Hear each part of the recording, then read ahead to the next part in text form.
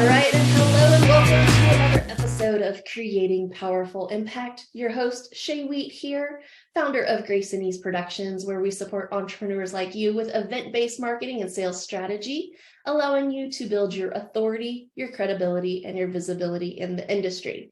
Today's guest is a little bit different, and I'm super excited to bring her to you for a couple of different reasons. So it's one of those topics that you don't really think about needing, but in all reality, you absolutely need to be thinking about. So let me dive in.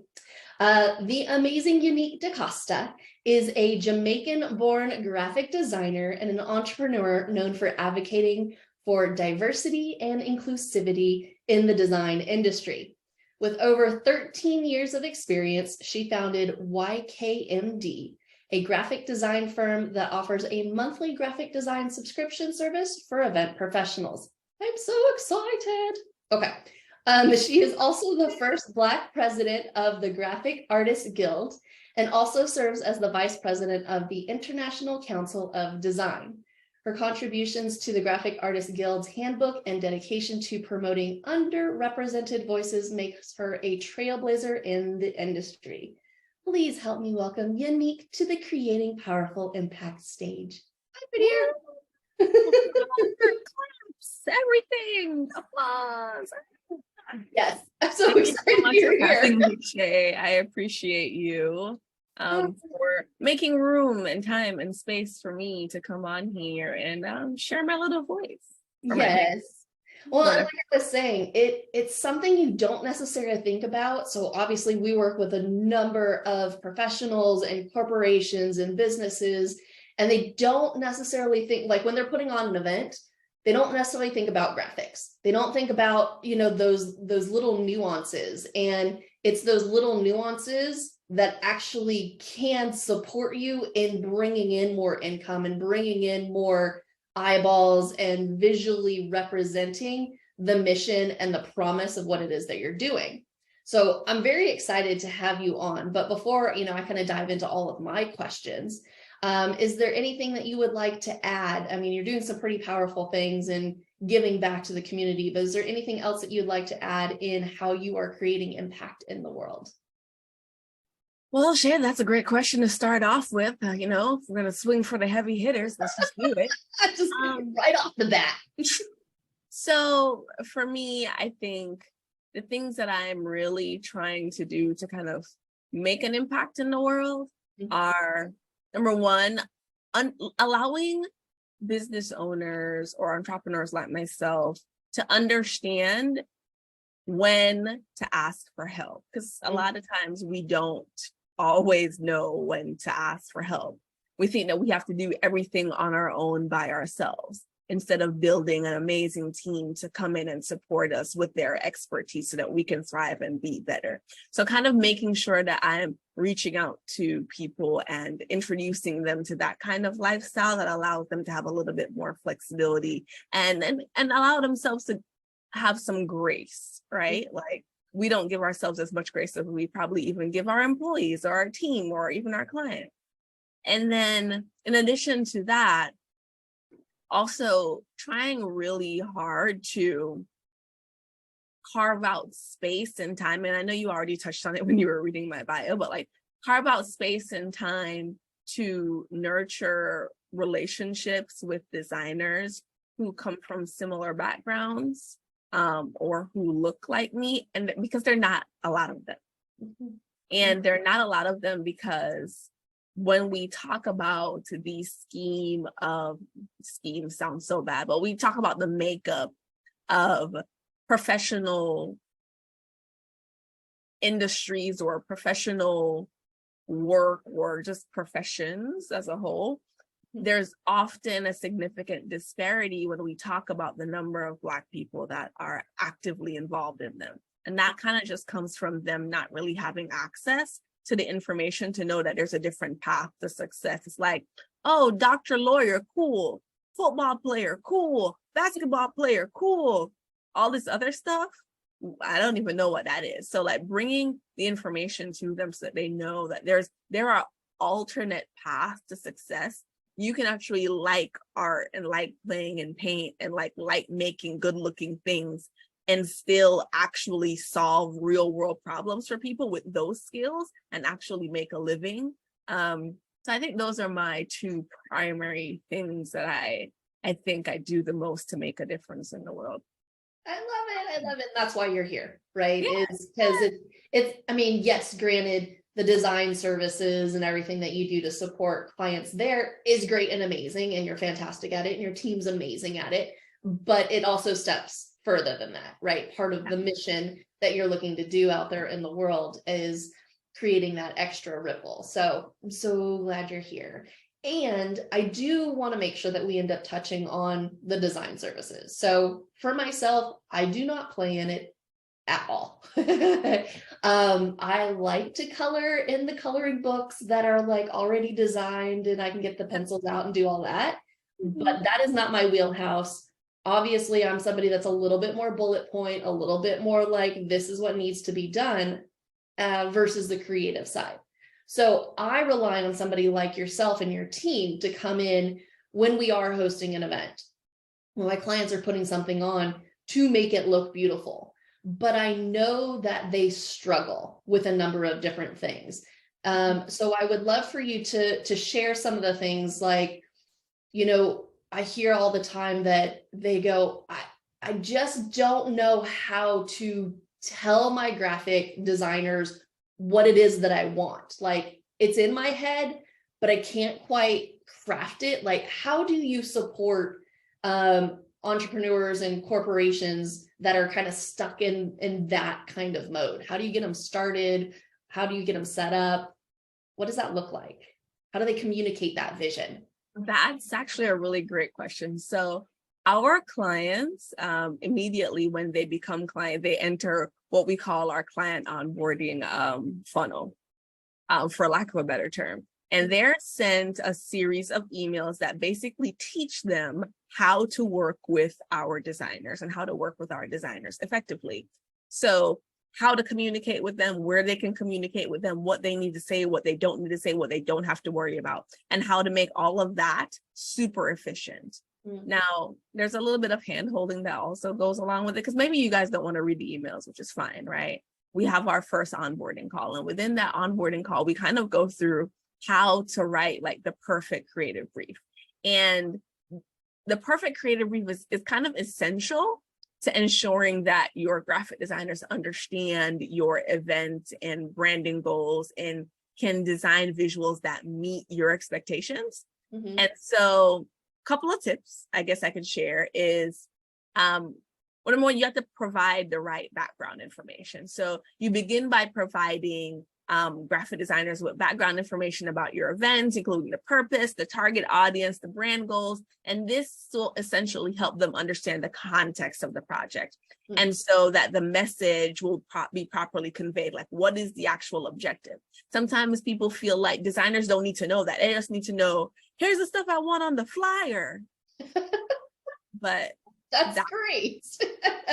That's pertinent information, right, for the audience, but the person who needs to figure out how to best communicate with that audience might need a little bit more. So then there's also defining the scope of the project. So like being clear about what you actually need the graphic designers to create, whether it's like logos, invitations, brochure, or like other marketing materials, like specify the format and the dimensions and any of the other technical requirements, such as like file types or colors. So like, you know, depending on if it's going digital, you might need a PNG. If this is something for print, you might be asking for like a PDF. If you're sending it to like a more complex printer, they might actually be asking for the packaged InDesign files. And if you don't know what I'm talking about, it's probably because you probably need to be a bit more familiar with those specs.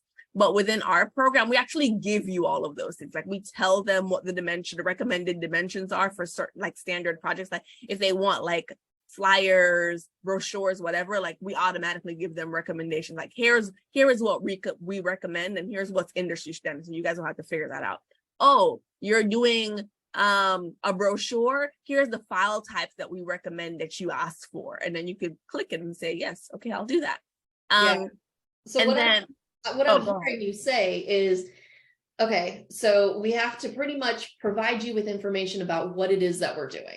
who we're serving, what is the purpose and intention of the event, what is the event promise, what are they hoping to get out of it, what is the feeling that we're wanting to convey in this certain graphic design or ad or lead magnet or sales page or whatever, right? Or banner or whatever it is. So that underlying piece really would then help the team go, okay, we want this feeling to be something that is evoked from seeing this imagery, right? Absolutely. So it's more than just like, oh, make me a flyer. It's like, what is the purpose and intention of this flyer, of this sales page, of the landing page, so that we can get them to move where they want to go. And Absolutely. I think that's probably the disconnect that I see. It's like, I just want someone to design me something. Well, yeah, okay. Why? But you know what? No, there's actually also one more thing that I think is really pertinent. And depending on the size of your organization, you may or may not have this. If you are a larger corporation or a byproduct of a larger corporation, you by default have brand guidelines. A lot of people don't think that they need brand guidelines. So they're like, oh, I'm just like a one-man show or like a 5-man show, whatever. I don't need brand guidelines, except depending on who you're working with, they need to know how to properly communicate your overall brand and connect it with the purpose. And without brand guidelines, it's very difficult to do that. I mean, feel free to hire me to build the brand guidelines, and then I will on all the other things. Because seriously, somebody, like, if they could just go, here's my brand guidelines, and then keep it in these colors and like, this is who our mission is and who we serve, and like, here's this. And then for this particular project, we want this, right? But then they have all of the background on it in the brand guideline. I think that's absolutely huge. So number one takeaway is, if you don't have a brand guideline, you'd absolutely deserve to have one. Whether you're a one-person show or, you're a big, huge corporation, you might want to take a look at it, or probably even revamp it. To come into the times, right? With where you're at now and what the company's doing, because it always shifts. Have you noticed that? Yeah. That, when you're in business after so many years, you tend to shift slightly, and you have to go back and like revamp, and it's fine. That's completely normal behavior. Like, just like how the annual goals change, sometimes you have to shift the look and feel in order to match those annual goals. So yeah. So I would assume that, like, when you give them these resources, it would essentially like empower the graphic designer to do their job, like be creative, and probably come forth with something that is something you may not have thought of, but might actually be better than what you thought of. Exactly. So at that point, then we get to let go and let God. I mean, or the source, or Mother Nature, whoever you believe in. Like, you have now empowered your designer to kick butt. Now you just sit back and wait to be presented with the appropriate options. And once you give them that kind of room to play and function, it allows them to be their most creative self, to kind of come back to you and be like, hey, look at what I did, because I pushed the envelope here.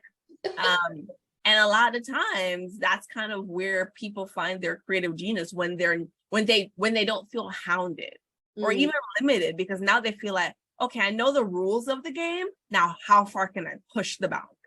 Yeah. What about the ones that have, a bigger team, or maybe they have in-house staff? Like, how do they deal with managing their team, or the time, or staying on top of it, or and also on top of that, not stifling the creativity? How does that work?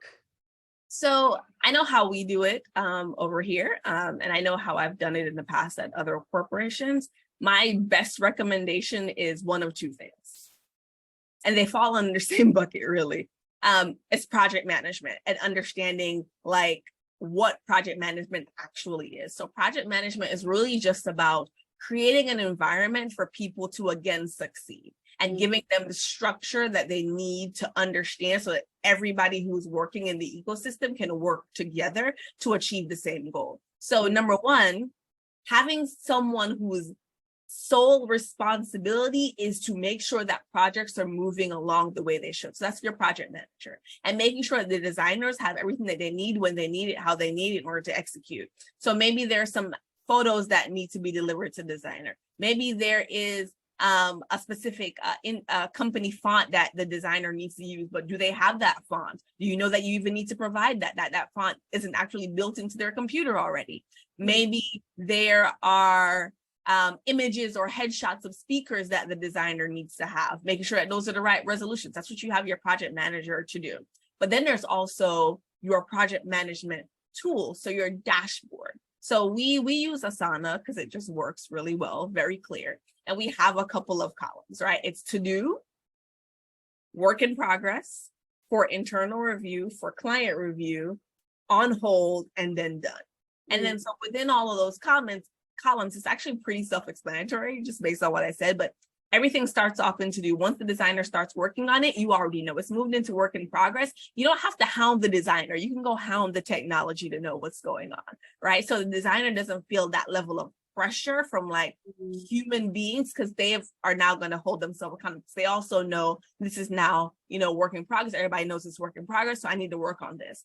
Then there's a deadline associated with that. So they know, okay, I have this much time to get this done, and I'm going to like execute accordingly. That deadline was given to them by their project manager. And that project manager knows they now have all the access that they actually need to execute.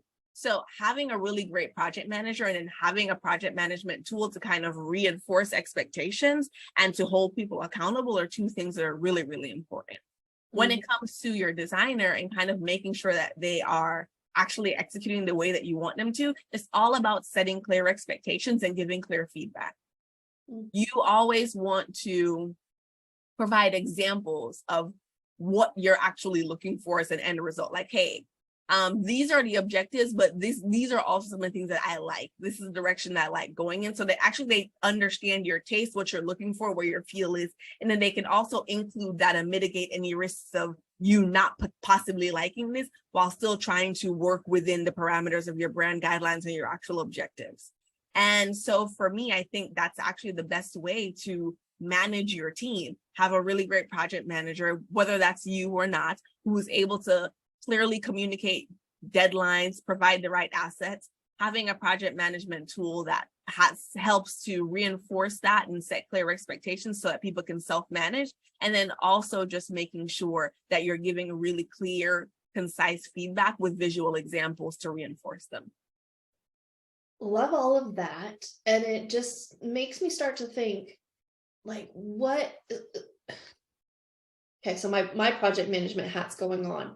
How much time should you expect, right? So on the receiving end, like how much time does it take normally for, you get in the brand guide, you get the vision, you understand what the objective is, and you're doing a landing page for an event that's coming up.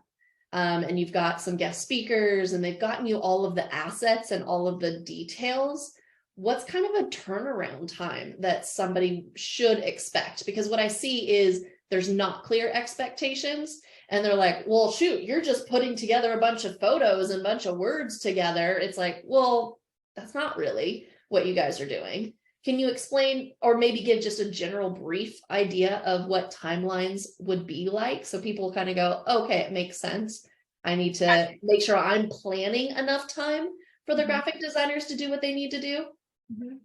So there are a couple of quirks here, because there's some people who are going to hear this and they're going to hate me, and there's some people who are going to hear this and they're going to love me. Okay. So within our team, we can get a project from 0 to 100 in 12 hours, but that doesn't necessarily mean that everybody has the internal systems to actually accomplish that. We have a pretty amazing, well-oiled machine where we have like tried and true processes and systems where we do events. So we know what works, what doesn't work, and we know what we need to put and what we need to put where in order to actually be successful. Now, that is assuming that you are working with us and a dedicated designer for you. Let's say you are sharing resources the same way you do internally. You have one marketing department to serve a whole bunch of people. you could really be looking at more like a 7-day turnaround on a singular landing page, because this is what we're thinking, right? We're thinking wireframe, we're thinking mood boards, we're thinking building out the actual static designs, then we're thinking actual programming. It's really all a matter of how you're able to actually allocate your resources and what it is that they're actually going to execute. So let's say logo design, trademarkable logo design, you might get thumbnails in 8 hours. Then you might get black and white and color comps within another 10 hours. Again, this is assuming that your designer is super dedicated to you just and doing that project. Right, exactly. Okay.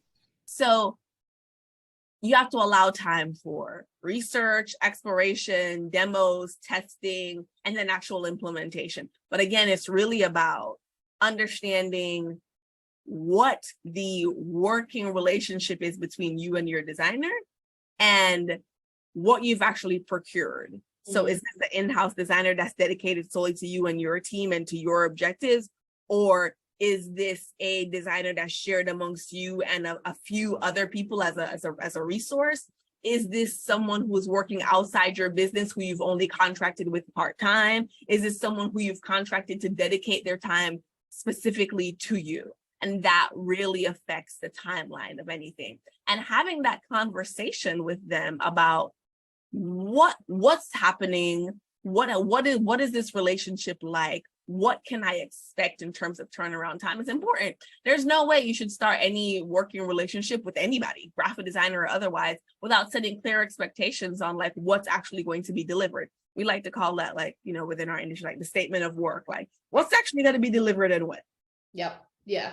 Well, and then it's then taking that information and communicating it to the rest of the team, right? Yeah. And if we need to adjust the project timeline, you know, the project manager, the overall like event producer is aware of like, oh, okay, well, if it's somebody that's not dedicated versus totally dedicated, that means our timeline needs to move in order to then have it for this and this and this and this in order to go live, right? Exactly. I think that's super, super helpful. And honestly, not in my wheelhouse at all in terms of the design pieces, because I was like, I didn't even really think about, oh yeah, you do have to do a wireframe, right? If you're doing a dashboard for a virtual event, right? You have to do the wireframe, you have to lay it out, you have to do the mood board, what does it look and feel like, blah, all of these things. I'm going to say blah, blah, blah, because that's not, I am not offended. It's like Charlie Brown, wah, wah, wah, wah, wah, wah. And you know, if you're listening and you're like, I feel you, Shay, that's why you just freaking need to talk to Yanique. Yeah, we'll do it. I'm like, you don't have to worry about it. You don't have to worry about it. Yeah, yeah. Well, how do they get a hold of you? Like, what is the gift that you have that people can be like, can you just walk me through what my project could look like and how you might be able to take it off my plate? So I would be happy to sit down with anyone and do a 30-minute demo call, but only if you're listening to this podcast. Sorry, not sorry. And do like a marketing strategy session with you.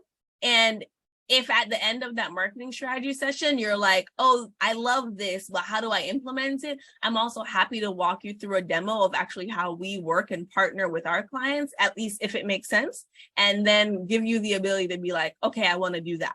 Don't worry, I'm not in the habit of hard selling people. It's just, I tell you how it works. We laugh about some stuff, and then you let me know if you want to come back and make it happen. Right. That makes total sense to me. We will put the link to connect with her in the show notes. I personally recommend it because it's not in my wheelhouse, and that's what I would do and recommend all of my clients do if they don't have somebody in-house. But honestly, even if you do have somebody in-house, it also might be worth having a conversation to see how her team might be able to support your team in processes and, you know, making things just that much better, or maybe revamping some of your brand guides and things, from my opinion, from what I've seen out in the world. Absolutely. Absolutely. We definitely can help alleviate some of the bottlenecks for internal teams as well. And we have no long-term commitment. So you don't have to worry about like, oh my gosh, we're going to be stuck with her for a whole year. We only needed her for 1 month. No, we're here to come help and then get out. That really helps with bottom lines too, because especially if you're launching and you're heading towards an event, you don't necessarily need 24/7 graphic support. You just need it for the project. Yeah. So it's like, come in, do the project. Thank you so much. Peace out. And when you're ready to do it again, just bring you back on. Absolutely. I love that. Okay. Holy cow, time has flown by. We've got to wrap this up, but I would love for you to, share with us, what is a takeaway or a memorable note that you would like to leave our audience with? Takeaway, memorable notes. If nothing else, remember that you don't have to be an expert at everything, and it's okay to lean on the people who are, so that you can focus on doing what you do best and thrive in that arena, so that you don't have to be stressed about the thing that you love to do. Beautiful. I love it. I love it. Thank you so much for being with us here today. Thank you, everybody, for listening and joining us on another episode of Creating Powerful Impact. I'm very excited for you to take all the lessons and the ahas and the resources that you learned here today, start implementing them, start reaching out to Yanique here, have your team reach out to her, and just really allow you to lean into the pieces so that you can create more impact in your world. So until next time, have an outstanding rest of your day. Thank you so much for listening to the Creating Powerful Impact podcast. If you are a successful coach, speaker, author, or thought leader who would like to be on this program, simply visit creatingpowerfulimpact.com/guest. If you are someone who got something out of this interview, would you please do me a favor and share this episode on social media? Just do a quick screenshot with your phone and text it to a friend or post it on your socials. Also, if you know somebody that would be a great guest, tag them on social media to let them know about the show and include the hashtag Creating Powerful Impact. I love seeing all of your posts and great guest selections. We are regularly putting out new episodes and content. To make sure you don't miss any episodes, go ahead and subscribe. Your thumbs up, ratings, and reviews go a long way to help promote the show, and they really mean a lot to me and my team. Want to know more about us? Head on over to our website, graceandeaseproductions.com, or follow me on LinkedIn, Facebook, or Instagram. Just look for Grace and Ease Productions on your favorite platform. Thanks for listening. We'll see you next time.